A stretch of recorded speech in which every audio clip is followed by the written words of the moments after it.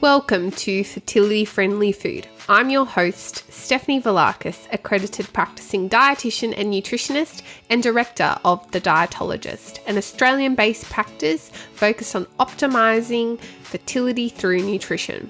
This podcast will bring you snack-sized episodes for you to learn, grow and be inspired by the latest research, facts and practical lifestyle tips about eating well for optimal fertility, helping you cut through the confusion and myths to take back some of the control on your fertility journey, one bite at a time.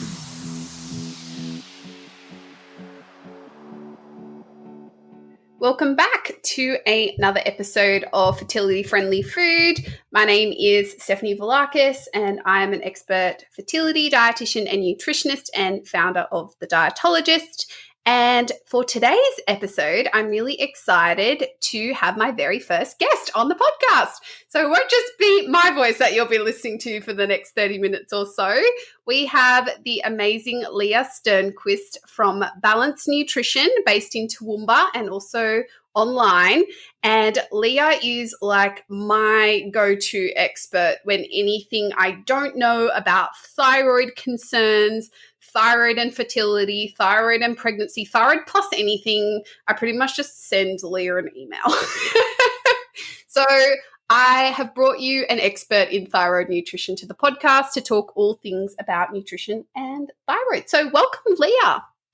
Thank you, Steph. Thanks for having me. My pleasure. I'm so excited to have you on.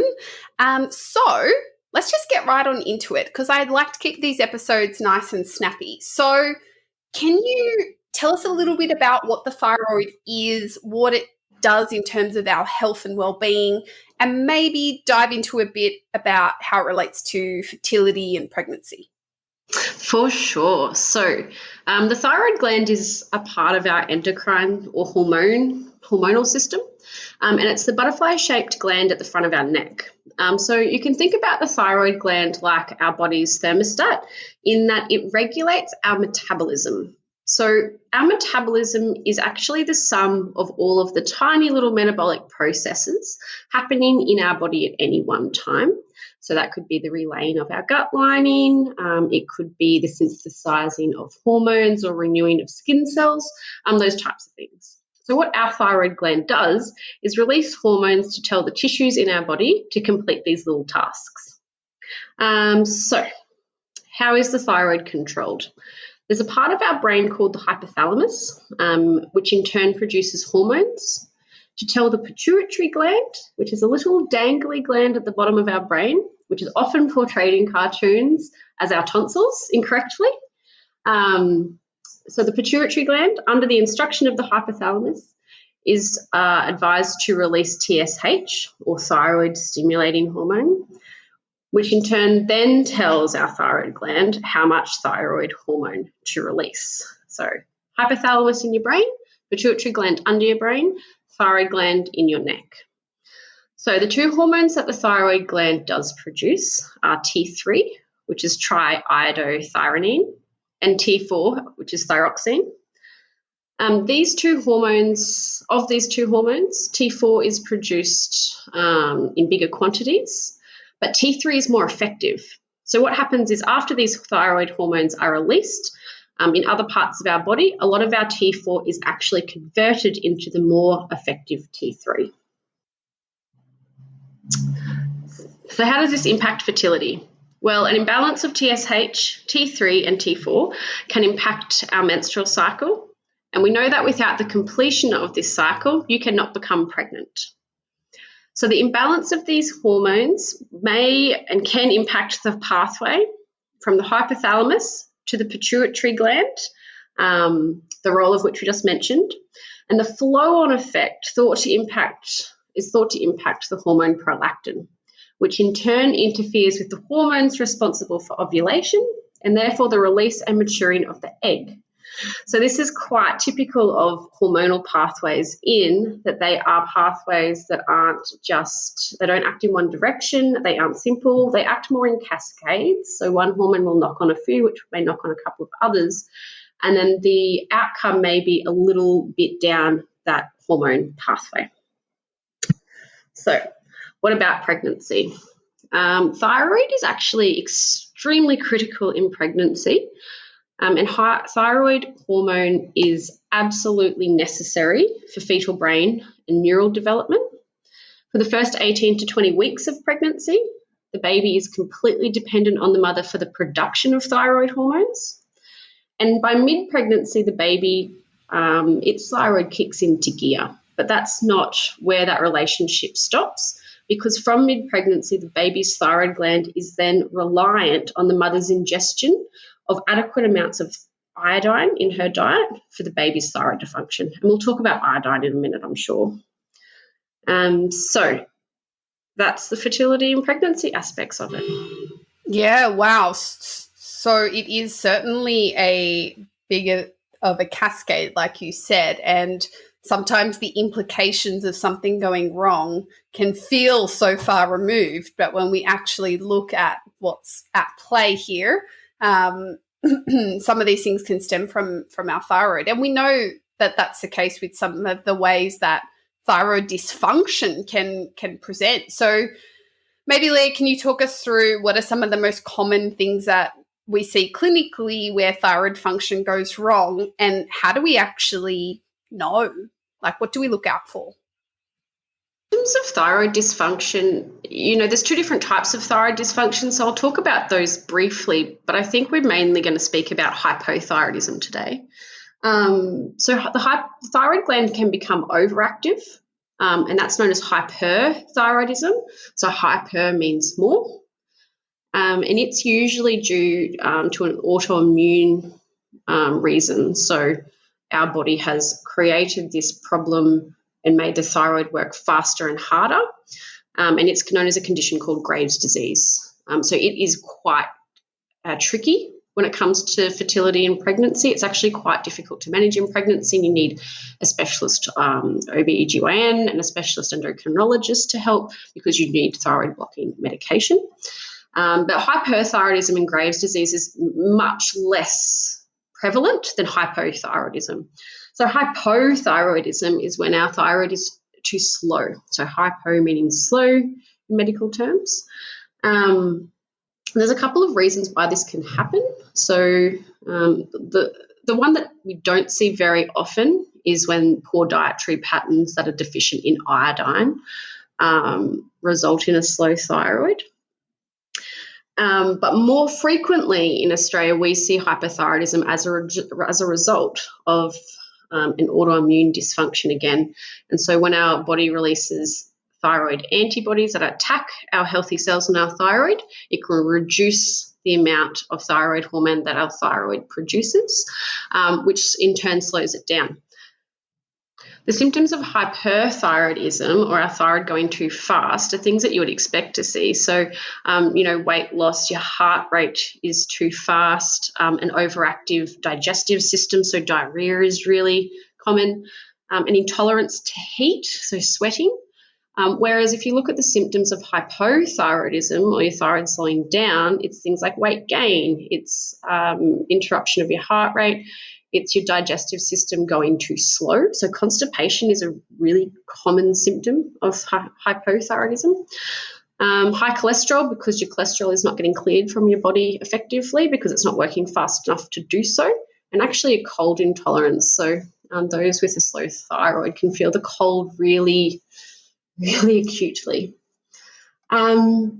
So there is, with the hypothyroidism with the autoimmune basis and the antibodies present, that's known as Hashimoto's thyroiditis. The two conditions are the same, we treat them the same, and the symptoms are the same as well.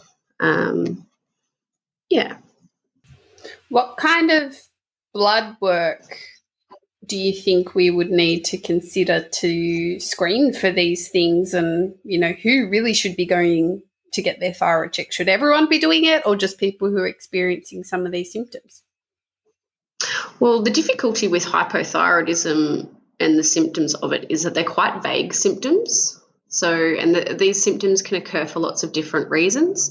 To be screened by a GP, they actually test for TSH levels, within a specific range. That range actually changes depending on your age, and they'll use a different range actually for like during pregnancy as well if they're testing your thyroid function too. So if you're experiencing, like fatigue, constipation, unexplained weight gain, definitely get your thyroid checked. Most doctors will use those indicators as a reason to check TSH, but TSH may be elevated without actually being considered hypothyroidism, and that's when you get to the condition known as subclinical hypothyroidism.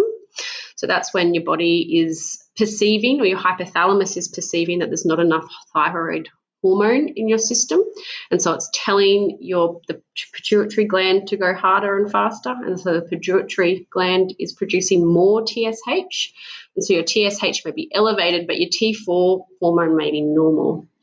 And you're not necessarily going to be medicated in that situation. In some situations you will be if you're aiming to try to become pregnant and you're undergoing fertility treatment, but most of the time GPs will not prescribe the medication required for hypothyroidism if it's subclinical, despite the fact that people may be experiencing symptoms.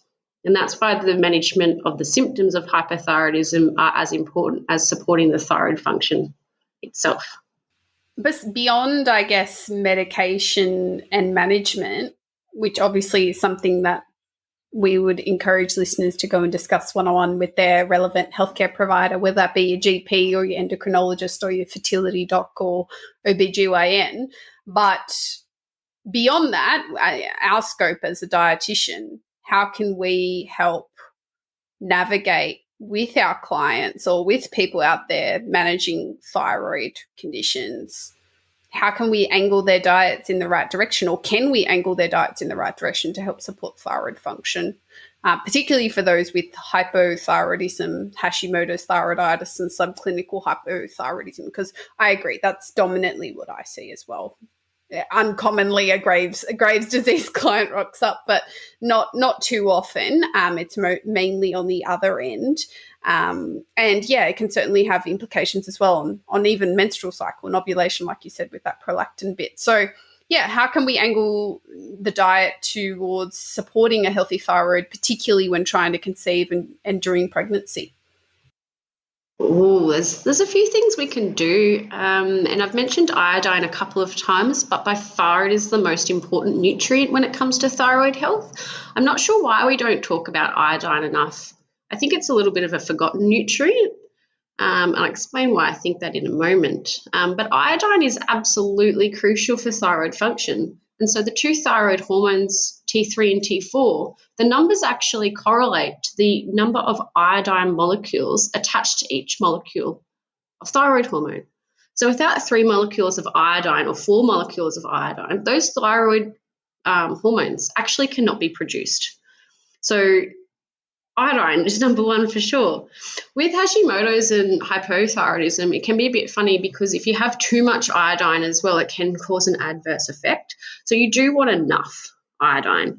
There is a bit of a argument as to what that upper limit is, somewhere between 6 to 1,000 micrograms a day.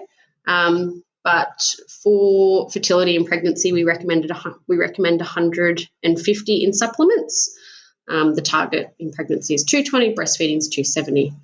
So iodine, where do we get it from? What is it? It's a trace element. It comes from the sea and the soil, which means that it's in lots of the food we eat in lots of different tiny amounts, and that's why it can be a little bit hard to calculate the iodine of someone's diet. We also can't do a blood test for iodine. We can do a 24-hour urine collection, but you very rarely see this happening. Because the amount of iodine we also excrete in our urine changes. So if it's from the sea and the soil, seaweed and seafood is a good source, but actually, in fact, our soil in Australia is quite depleted of iodine because a lot of the areas of Australia have a history of volcanic activity. And so therefore in Australia, there has been a big push from about the 1940s and 50s for iodized salt to be used. And about 15 years ago, the Australian government also made it mandatory for packaged wheat bread in Australia to contain iodized salt. So the biggest sources of iodine in the Australian diet is actually iodized salt and wheat bread, which leads into a couple of little difficulties with the change in our diets in recent years. You know, there has been a big swing away from carbohydrates. A lot of people are eating lower carbohydrate, which means less bread or no bread. Gluten-free breads do not have to contain iodine. Fancy bakery breads don't have to contain iodine. And then there's also the rise of fancy salts. So, you know, smoked salt, pink Himalayan salt, these salts don't necessarily contain iodine, nor does sea salt flakes. And a lot of these have gained, you know, a lot of popularity, particularly from cooking shows, I think it's down to. But yeah, so these are the traditional sources of iodine in our diet in Australia. They might not be foods that are eaten as much anymore. Other foods that contain it, seaweed. Seaweed will have variable amounts of iodine depending on the type where it's been grown. So it can be variable. You can get a lot of different seaweed products on the market now. However, kelp products are something we don't recommend, like the kelp supplements, because they can have levels of iodine in them far above what they say. Seafood, you'll get a little bit, you'll get a bit from eggs, and you'll get trace amounts in fruit and veg. Apart from the iodine, the nutrients that are critical in the conversion of the T4 hormone into the more effective T3 hormone are the nutrients iron, zinc, and selenium. So iron and zinc, of course, come from meat and animal products predominantly. Iron can be a little bit difficult for some people to get in adequate amounts, and so supplements may need to be used, and that's when we can test quite easily. So if you have a history of thyroid hypothyroidism and you wanting to fall pregnant, I would actually go and get your iron tested. Zinc is something that very rarely do we see deficient, but if you're following certain dietary patterns, it can be. So if you're not eating animal products. And then you've got selenium. So selenium is found most predominantly in Brazil nuts and shellfish. We can also do a blood test for that, but I've never really seen anyone low in selenium to date. But we can bump up the intake with things like Brazil nuts quite easily. The other nutrient I will mention is that people with hypothyroidism do tend to have higher rates of vitamin D deficiency, and we know that vitamin D is a powerful antioxidant, so that's something that definitely should get checked. We live in Australia, it's very sunny, but we do have quite a high rate of vitamin D deficiency. It's probably the most frequent one I see in practice. Awesome. Thanks for that, Leah. I wholeheartedly agree. It's all exactly the same things that I talk about with clients that I see with thyroid dysfunction, because I learnt from the best, which is you. So that's good. That's good. Thank you. Dear. I think there is a big push, particularly amongst those with thyroid conditions, particularly autoimmune thyroid conditions like Hashimoto's, to explore things like gluten-free diets and so on. And given just your observation on the lack of iodized salt in gluten-free bread, it's a bit of a catch-22 in that domain. And I think the other really interesting thing that I was doing some reading on recently was how prevalent iodine insufficiency, not deficiency, but insufficiency in the diet is so common still today. And I think the statistic was 65% of pregnant women are not getting enough iodine and 85% are not getting enough breastfeeding, because that requirement steps up, like you just said, from 220 to 270 micrograms. So this is absolutely critical nutrient. But I often find it really interesting that we always are banging on about folic acid prior to conception and in first trimester. But oftentimes people overlook iodine, particularly not just for their own thyroid support, but also for the development of baby as well. So, yeah, I think it's really important points that you made there. Thanks so much, Leah. Oh, I think it's actually quite bizarre the way that we do put so much emphasis on folic acid when the RANZCOG guidelines clearly state that we need to supplement with both prior to conception. And that's because it does have such a critical role in fetal development. Yeah, and the reduction in risk of neural tube defects. So you raise an interesting point about the gluten-free diet and the fact that gluten-free bread doesn't need to contain iodine by law in Australia. And I think that there are other places to get iodine if you're gluten-free. Some people do follow a gluten-free diet with Hashimoto's. Gluten-free diets are quite popular with autoimmune conditions, and there is, a link between Hashimoto's and celiac disease where you do need to completely avoid gluten. The evidence isn't really there, but I have had clients who have benefited from a strictly gluten-free diet with Hashimoto's, and although they've been biopsied twice to try and diagnose celiac, they're negative. But the way in which they react to gluten, it's better for them to keep it out of their diet. And so I think that really comes back to the role of the dietitian in helping people construct a diet that is very individually suited to them. So I wouldn't recommend gluten-free as a rule for Hashimoto's, but it may be something worth trying if other things don't seem to be getting the client to a place of symptom management that they're happy with. Other diets for thyroid conditions, people will say dairy is pro-inflammatory. I don't think there's evidence for that. I think dairy is a really nutritious food. And then I think also, vegan diets and vegetarian diets are also quite popular. Again, if they've got the right sources of iodine and that they're replacing those zinc and iron in their diets, they should be okay. But, that's what our role is, to help people to get to a diet that's nutritionally adequate within the layers that they want to have their diet. Does that make sense? Yeah, totally. Actually, you raised an amazing point about dairy, and it's actually a myth that I think is still circulating even amongst healthcare professionals, is about that dairy is a good source of iodine. And it used to be because they used to use the detergents that they used to clean the milking equipment with contained iodine in the cleaning solution. So that would accidentally kind of contaminate the milk with iodine. So dairy was considered a good source of iodine. However, that has not been the case for years, and yet it still remains on so many websites that I read that are reputable websites. And I actually asked a dairy farmer. I went to a dairy farm as part of an event that I got the opportunity to go to with Dietitian Connection. And I asked the farmer about this because I was like, I want to get it straight from the horse's mouth or the dairy farmer's mouth, so to speak. And I asked that question. They're like, oh, my God, we do not use iodine cleaning solutions at all. We avoid it like the plague. And in fact, we test the milk to ensure there is no iodine. And they were like, to us, why would that be desirable that there's iodine in the milk? They were completely baffled by it. So, just a heads up, dairy sources not a good source of iodine. No, and that hasn't been the case. I think they stopped using those sorts of disinfectants in the 80s and 90s. They were phased out. And I think that, iodine used to be in milk because of the disinfectants they used, the fact that we've put it into our bread by law in Australia, and the fact that iodized salt was the only salt you ever got.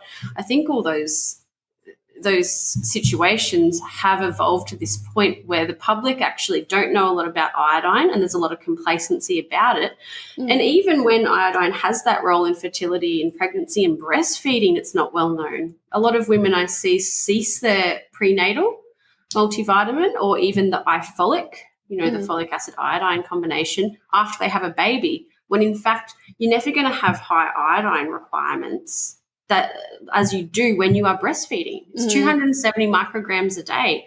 That's high. I think your average slice of wheat bread's 70. It's a lot of bread. That's a lot of bread. And if you like bread, that's cool. But if you like other foods, it's going to be a bit more difficult. And so I think that we do need to talk about iodine more. And I was talking to a dietitian in Melbourne who actually has a company called Alg Seaweed.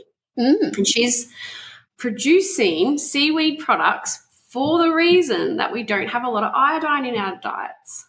How wild is that? So, it's actually a really cool product. But Yeah, it's amazing to see how diet trends and products that emerge shift our nutritional intake so much. And maybe to a degree even, I know you mentioned iodine deficiency isn't common in most countries in the Western world, but, it is angling in that direction for many people that they're on the borderline of a mild to moderate kind of iodine deficiency when you really look at their dietary intakes. Like in detail, like you have it properly analysed, not like a guesstimate. Like you have this properly analysed by a dietitian. You can really, really see where the gaps are there. So, yeah, absolutely. I don't think the importance of iodine can be understated, but you also don't want to overdo it either. Like there is this kind of happy medium of like the right amount, and honestly, you kind of just need to have a chat to somebody like Leah or somebody like myself to like nut that out for you, because depending on your blood work and your history and all sorts of your medications and all that kind of stuff that we need to kind of take a look at. So what happens, say, hooray, you get pregnant. Now what? If you've got an underlying thyroid condition, what should we be doing? Well, actually, your medical professionals, if you've got hypothyroidism, should be telling you to increase your thyroxine by 20 to 40% as soon as you fall pregnant. That's not always the case. Often blood work is looked at quite closely and frequently during pregnancy. There will be an increased requirement for thyroid hormone. I have had a situation where a client stayed within range without increasing her thyroxine throughout the duration, so it was a bit funny. But yeah, if you've got these conditions, you need to be properly managed for a start. It's likely your thyroxine requirement is going to increase. And the third thing I was mention is that you still need iodine in your prenatal supplement, because your iodine intake is required for your baby to use when its thyroid gets to maturity about halfway through the pregnancy. Yeah, one of the biggest things that I see, not all, but some doctors recommend is discontinuing prenatal supplementation at 12 weeks because, neural tube's closed, don't worry about it anymore, don't need that. And it was really interesting, actually, Kaylee's research, and she's a dietitian that I've got here at the Dietologist. Her research, which was published last year, showed that 4 out of 534 women in their third trimester were reaching their nutrient targets for zinc, iodine, folate, fibre, calcium, iron without a prenatal, just from diet. God. And so I was just like, why on earth are we discontinuing prenatals at 12 weeks? This is mental. And I've also seen some recommendations that to start taking the prenatal every second day in third trimester. But I'm not sure what the justification of that is when most prenatals only contain 150 micrograms of iodine. You need 220, and then if you're taking it every second day, you're down to 75 on average. Like, I think thyroid health really doesn't get the attention that it deserves, and iodine definitely is not. There's not enough known about it within the general population. And in terms of dietary considerations in pregnancy affected by, whether that be a newly diagnosed thyroid condition that occurs in pregnancy, which actually happens quite a lot, and even postpartum sometimes that happens too, or a pre-existing thing. Is there anything in particular beyond what we're just discussing around prenatal supplementation from a dietary perspective that we might want to consider in pregnancy? You might want to consider what the symptoms may be in pregnancy if you do have, like if you've got diagnosed hypothyroidism, you may experience constipation to a higher degree, which is common in first trimester because of the progesterone changes, but also, if your thyroxine replacement isn't as high as it should be. So it could be, thinking more about that symptom management, making sure you're eating enough to get your energy up, making sure you eat enough fibre and fluid and moving to prevent constipation. But yeah, definitely including sources of iodine in your diet on top of your prenatal, because it will only contain that 150 usually, unless you're going for something a bit higher. But they're the standard types of ones. But making sure, again, you've got your iron, your zinc, selenium and vitamin D as well. Awesome.